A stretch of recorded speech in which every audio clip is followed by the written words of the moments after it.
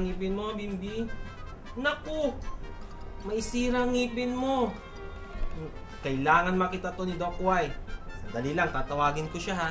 Doc Y? Oh, Doc X. Oo. Kamusta? Oh, kilala ko to ah. Ikaw nga, Bimbi. May mukhang may problema na naman to. Tingnan nga natin, open. Oh, grabe. Grabe yung sira ng ipin mo, Bimbi ha. Yan, kasi hindi ka nagpapa-check up. Kailangan gamutin na natin yan. Doc, bago natin gawin, andyan yung mga kapuso natin. Ayaw nga, oh. Ako po si Doc X. Ito naman po si Doc Y para sa Dental Dynamic Duo. Mga kapuso, pag-usapan natin ngayon kung paano natin ipe-preserve yung ipin ni Bimbi. Okay? Madami tayong options dito. Kaya tara, tingnan natin at pag-aralan kung ano-ano ito. O Doc, nakita mo kanina yung ngipin ni Bimbi. Oo, napakalaki nung sira nung ipin niya. Kung mapapansin mo talaga, dalawa na lang ang magiging choice natin sa kanya eh. Kasi pinastahan na yung ipin niya mga kapuso. Kaya lang nag-break.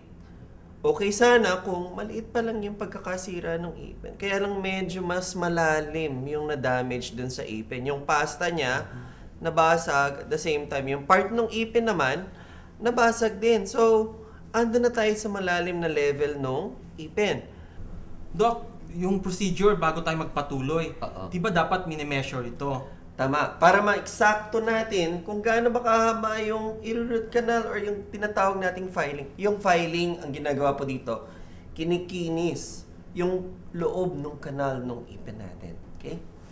At by means of an x-ray, yun Doc, ano? Oo, kakailanganin natin ng x-ray kasi kung walang x-ray or wala tayong tinatawag na mga apex locator, hindi natin madedetermine kung gaano ba kahaba yung kanal. Okay? So, yung mga bagay na yan na i-request sa inyo ng dentista, itanong nyo kung bakit. Okay? Pero very important sila sa paggawa ng root canal. Ayan Doc, nasukat na natin ngayon. Oo. Yung working length, nalaman na natin kung gaano kahaba yung trabaho ang gagawin natin doon sa ngipin. Oo, alam na natin ngayon kung paano natin siya dilinisin. Para hindi tayo lumagpas hanggang dun sa buto. Baka mamaya nagpa-file tayo. Buto na pala yung nililinis natin. Instead na walang hindi mabugbog yung pinakabuto, nandun lang tayo sa surface ng ipin, di ba? Kaya natin kinakailangan ng working length. We have to determine yung working length na i-root canal dito sa ipin na to. So Doc, after nakuha na natin yung working length, ano na yung next na gagawin natin? Prepare tayo ng files. Okay? Yung mga dentist natin, ang tawag po dyan files. Okay? Yung pinapasok po sa inyo parang needle. Kaya lang may mga serration. Okay? Kung titingnan natin ito, ang rationale po nito is parang papel de liha. Pero itong part na to is medyo serrated ng konti para ikinis niya yung loob ng kanal. Ang sample is that, yung pag ginagamit natin yung nail file, di ba yung nail file, mayroong mga serration yun, tapos kakaskasin natin yung nails natin. Ganun siya pinakamadaling maintindihan din ng mga pasyente natin. Ngayon, yung nakapaikot dun sa kanal ng ipin, kinikinis yun ba? Dahil merong mga natitirang patay na tissue or patay na nerve dun sa paikot ng root canal surface. So, kaya kailangan siyang i-file. Linisin ng gusto para mawala yung mga bakteryang nandun sa loob ng ipin natin. Oo, tama Doc. Mga kapuso, kailangan natin matandaan na yung paggawa ng root canal, hindi siya talaga masakit. Dahil lalagyan naman po ng mga kaibigan nating dentist ito ng anesthesia para po mamanhid naman po yung surface. Kaya kala nyo iba napakasakit. Napakasakit po talaga kung walang anesthesia. So, pupunta na po tayo sa proseso. Unang ginagawa po dyan, anesthesia muna. Pagkatapos, dinidrill po yung surface para malinis po yung kabuuan ng pagkukuhaan ng root canal or yung pinaka-nerve natin or yung tinatawag nating pulp. Okay? Then matapos po niyan, meron tayong tinatawag na pulp extirpation. Okay? Yun po ang ginagawa natin dun sa part na yun. Okay? Yung dentista, pag tinanggal po tong nerve, huwag kayong mag-alala, wala kayong mararamdaman. Hindi po siya ganun katulad ng sinasabi ng iba pagka ginalaw yung nerve, napakasakit. Manhid po yan under anesthesia. O ayan, Doc. Nakapag-enlarge na tayo ng kanal. Tapos nilagyan natin ng dressing, medicaments dun sa loob ng kanal. Pinabalik na natin yung patient after a week or 2. Ngayon, i-open ulit natin yung kanal, titignan natin kung okay na, free of any bacteria or any signs and symptoms or residues sa loob ng kanal. Oh, okay. Pag kuha na natin yon, okay na lahat, doon na po tayo sa obturation. Okay. Ang obturation, Doc, is the process by which sinisil na natin yung kanal from the inside going to the outside of the tooth. Ayun, ginagamitan yun ng calcium hydroxide din, in cement form na siya with the may gataper ka na.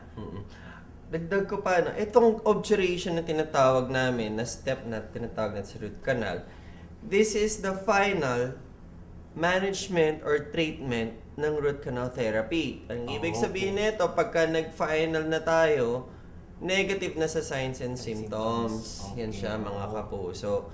So, masasarado na ba natin to, Doc? Oo.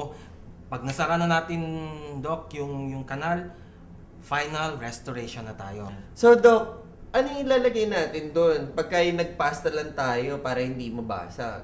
Okay, lalagyan natin ng reinforcement by means of a post. Okay. Di ba iba-ibang klaseng post yan? Meron tayong tinatawag na stainless steel, gold. May fiber. Ayun, yung pinakabago yata ngayon, yung fiber para kakulay na din ng ipin, di ba? Yes, Doc, tama. Bago tayo mag-proceed dun sa final restoration natin na Oo. Tama tayo dyan, Doc. Tsaka kung gusto nila na napakatibay yung final restoration, huwag sana tayo mabibigla dun sa ating mga dentista. Normally, ang isasuggest sa atin ng mga kaibigan at kapuso nating dentist, gamitin natin yung pagja-jacket crown or pag-cover ni root canal surface. Bakit? Lagi natin tatandaan, since patay na yung ipin, wala na siyang nerve, wala siyang blood supply. So what will happen? Later on, magta-turn to gray to black. may discoloration. Tama, may discoloration. Para ma-hide yung discoloration, cover natin siya ng jacket crown. Nga lang medyo magastos, pero kung pag-uusapan natin, ano ba nangyari talaga? Ano ba ang naging advantage at benefits nito sa pasyente? Isipin ninyo mga kapuso, kung pangil yung problema, pangil yung problema nung pasyente natin, binunot natin, saan ba nakadikit si pangil? Dito sa gilid ng ilong natin mga kapuso, di ba? Pagtanggal natin yan, mawawala yung support na meron dito. Yung buto natin bababayan. Kaya medyo parang magiging pango yung one side. Okay? Ganun yung nangyayari. Minsan hindi natin alam na ang effect pala ng bawat bubunutin nating ipin ay nakakaapekto sa facial profile. Diba? Once na naapektuhan yung facial profile natin nito, nagmumukha na tayong matanda at bumabagsak. Yung buong profile ng mukha natin. Kasi nagre-reserve yung buto. Buto. Tama tayo dyan. Pagka nag-reserve na yung buto niyan, mauwi tayo sa denture.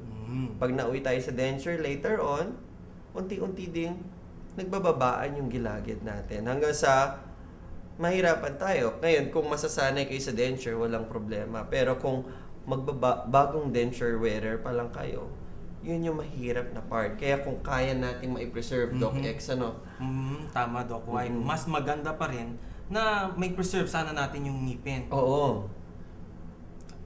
So, dun sa prosesong tinuturo namin sa inyo, sa option, bunot or root canal treatment. Ay, ganun pala yung Doc Smiley. Oo naman. O kaya ngayon, Bimbi, nalaman mo na kung ano yung mga pwedeng gamutan sa ngipin mo.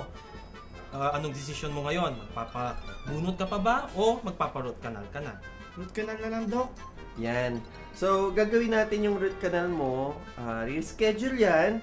Kasi kailangan mo na mag-take ng medicine para hindi din, pag ginalaw natin yan, hindi masyadong masakit. Tsaka komportable ka.